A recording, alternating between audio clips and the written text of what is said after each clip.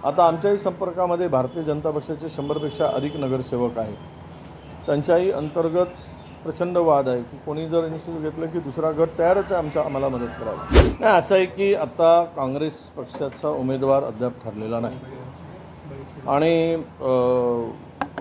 आज zoom meeting आहे 3 वाजता. कुठली जागा कोणत्या पक्षाला महायुतीमध्ये सोडावी या संदर्भातली बैठक सर्व नेत्यांच्या आमची आहे. महाविकास आघाडी नाही, पहिले आमच्या काँग्रेसच्या वरिष्ठ नेत्यांची बैठक आहे.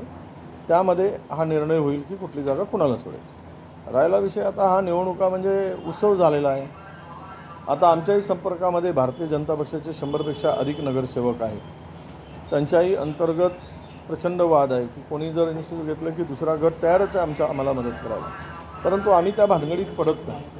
आम्हाला या घोडेबाजार जो काही चालला आहे आणि हा उत्सव चालला आहे फोडाफोडीचा, आत्ताच माझ्या माहितीप्रमाणे 5-5 लाख रुपये देऊन काही नगरसेवकांना उचलण्याचं लिफ्ट करण्याचं काम चाललेलं आहे. तर हे जे काही सवयी 2014 पासून सर्वांनाच लावली आहे, मला वाटतं यातून फेअर निवडणुका होणं, योग्य माणसाची निवड होणं. आता यामध्ये पैसा कोण गुंतवतो? व्यापारी गुंतवतात, व्यावसायिक गुंतवतात, मोठे मोठे उद्योगपती येतील.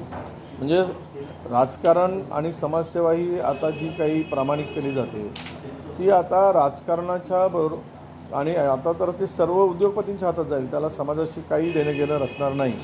उद्योगपती, ठेकेदार, मोठमोठे कंत्राटदार हे आता भविष्यातील त्या विधानसभेमध्ये, विधान परिषदेमध्ये, या मंडळामध्ये, विधिमंडळामध्ये हे चेहरे दिसतील. म्हणजे सामान्य माणूस कुठेच दिसणार नाही. अशा प्रकारची परिस्थिती भविष्यात आपल्याला पाहायला मिळेल. महाराष्ट्रातील सर्व बातम्यांचे विश्वासार्ह व्यासपीठ. सकाळच्या सर्व सोशल मीडिया प्लॅटफॉर्मला लाईक, फॉलो आणि सबस्क्राईब करा. तसंच सर्व नोटिफिकेशनसाठी बेल आयकॉन प्रेस करायला विसरू नका.